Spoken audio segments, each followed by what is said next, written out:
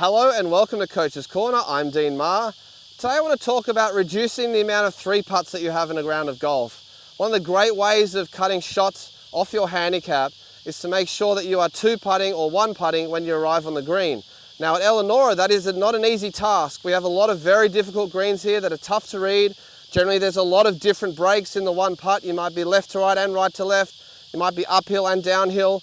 And you've got to be able to figure out ways of simplifying your mind to be able to focus on a certain task to do it well. I think a lot of the time when people have a long putt, they're looking at too much. They're looking at the break around the ball and the break up at the hole. They're going to both sides, they're going all around the hole, and they become in a bit of two minds when they're over the putt.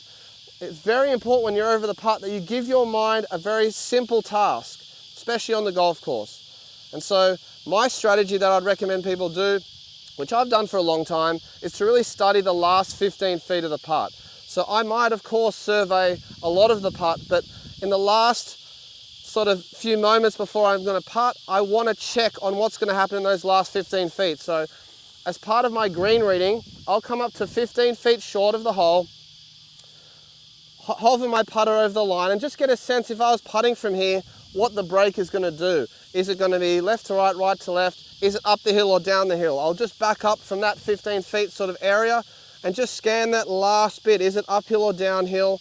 This putt looks just a little bit uphill, but not by a lot.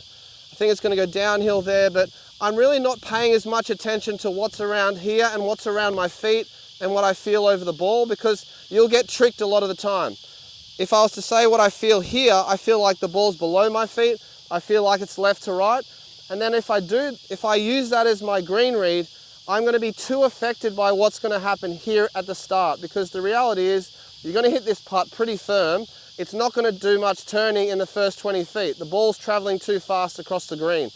What is going to happen is in the last 20 feet, it's going to take most of the break, and it's really the space that I think people need to be spending a lot of their focus when they're over the ball, because to me, if I'm trying to send a putt the right speed, I need to be focused out there to the target. I can't be down here on the ground looking at breaks just around me in the first 20 feet.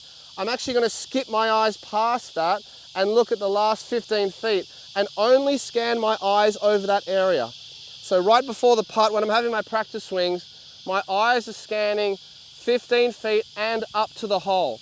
And I'm really trying to get a sense of how much swing I'm going to do to create the speed that's going to feed the ball into that area at the right speed. Feed it, for me, this putt, I'm going to feed it a little bit right to left, and it's going to go a little bit up. So I have to make sure it's pretty firm going into that area, and hopefully I'll hit a good putt. So as I said, rehearsing, looking in that area, scanning my eyes over the last 15 feet, and then I'm going to try to feed my ball up to that area in the last 15 feet. We'll see what the ball does. Braking a little left.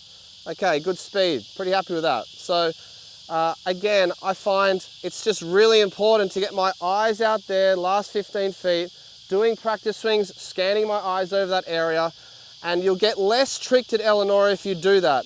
If you are trying to think about everything at once, the uphill, downhill nature, that's going to be a problem. Let's give another example, like this was a bit downhill to up. Let's say it was uphill to down. I'm going to think more about what I want the ball to do as it starts to go down the slope, not think about what it's doing going up the slope. I want to imagine the upslope, but I'm going to imagine what the ball does as it rolls over the slope. What speed should it be carrying over the slope? Okay, really important to get that last bit in your mind. If I'm thinking about the last bit of the putt, I'm going to feed the ball up into that area, and my visualization will think about how it's going to come down the other side. I think it's a really good way of getting your head in the right space to get the speed right. As I said, very difficult here at Eleanor. You've got to practice this. You've got to get out on the course and do this kind of thing, like roll a few balls around. But I think if you do that and you focus on the last 15 feet, your chances of having a two putt go up significantly. And of course, then your handicap will drop. So don't be fooled by these greens. Make sure you get that last 15 feet right. On another note, next year we have the men's development and ladies development programs beginning in late February. We still have a few spots available, so if you are interested in becoming involved with that program, it's an 8-week program, 70-minute sessions each week, and then the final week is a 3-hour on-course session.